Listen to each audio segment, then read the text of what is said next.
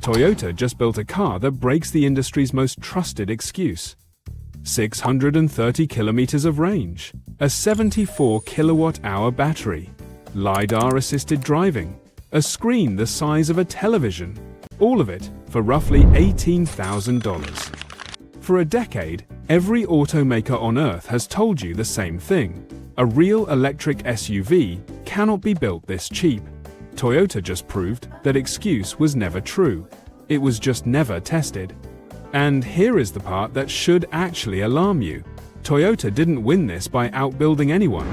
Toyota won by kneeling in front of the one rival Tesla fears most in China and taking its weapon. 10 years ago, Toyota was the punchline of the entire EV story. Too slow, too cautious, clinging to hybrids, while Tesla sold the world on electric and China built the factories to make it cheap. Every analyst had the same verdict. Toyota was being left behind. That verdict just died. It didn't die because Toyota out-engineered the competition. It died because Toyota did something almost no proud, 100-year-old car company ever does. It stopped fighting on its own terms. It picked up someone else's weapon instead.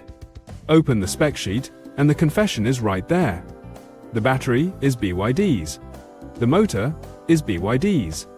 Toyota's badge sits on the outside of a machine that runs. Underneath, on the technology of the company Tesla has spent a decade trying to beat in the exact same market. Picture a heavyweight champion walking into his rival's gym, borrowing his rival's gloves, and stepping into the ring against him with them. Call that surrender if you want. Call it the most ruthless calculation Toyota has made in a generation. Both are true at once. And that is exactly why this story should unsettle you, because the humiliation and the genius are the same decision. And that decision produced something the entire industry has to reckon with now. The base BZ5 runs a 65, 28 kilowatt-hour pack for 550 kilometers of claimed range. The larger pack pushes that to 630. The motor delivers 200 kilowatts and 330 newton-meters of torque in a 478-meter SUV with a wheelbase just under 2.9 meters. This is not a stripped-down compliance car built to hit a number. This is a real SUV, wearing an entry-level price like a disguise. That should terrify anyone who has spent the last decade explaining why EVs cost what they cost. Because if the price was never structurally necessary, if it was just what the industry chose to charge while nobody could prove otherwise, then the entire foundation under every $40,000 EV on the market just cracked.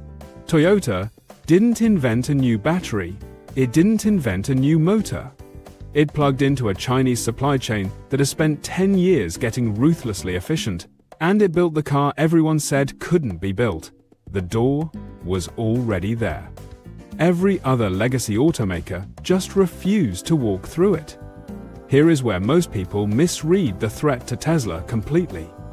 This car will not pull a single Model Y owner out of their driveway. Tesla still owns real advantages. Nothing here erases a mature software platform, a charging network built over more than a decade, a brand that still defines what an electric car is supposed to feel like. None of that is under attack. What's under attack is the customer Tesla never had. The person who looked at a $40,000 EV said absolutely not, and bought gasoline instead without a second thought. That person just watched an electric SUV land at the price of an ordinary sedan. And the moment that happens, the entire sales pitch for electric cars flips on its head. It stops being save on fuel over time to justify paying more. Today, it becomes a much colder question. Why are you still paying more for the gas version at all? Now add the one weapon no startup on Earth can buy: trust. Toyota doesn't have to explain what Toyota is.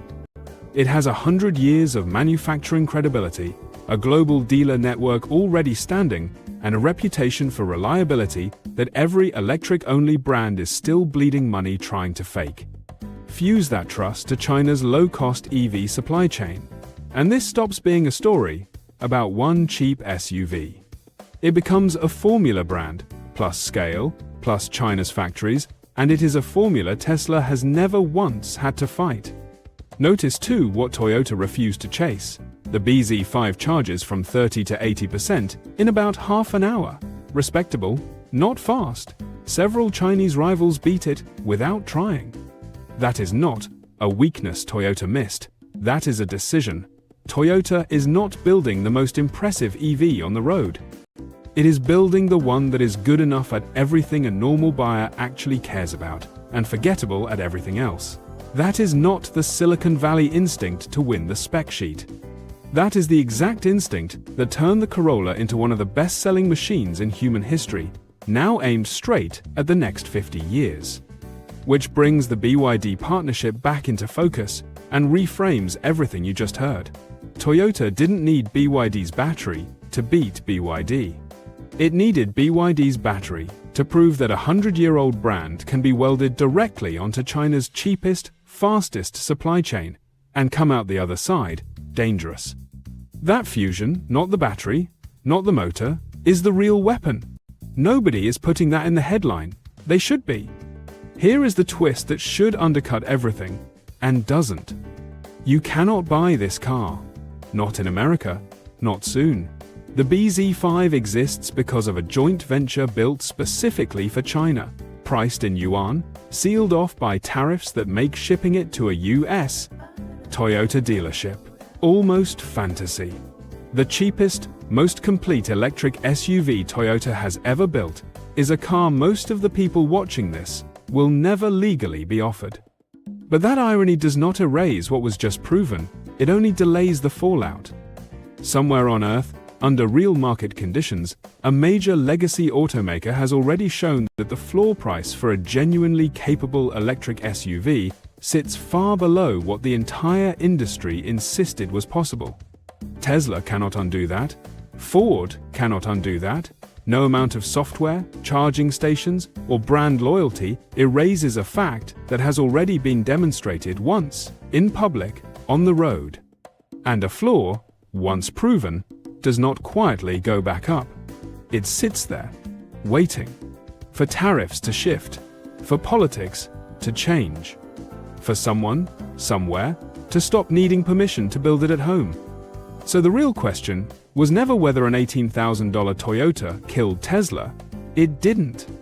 The real question is the one this entire industry has been avoiding for a decade and can no longer dodge. If a car this complete can already exist for this little money, somewhere on Earth, right now, what exactly has everyone else been charging the rest of us extra for?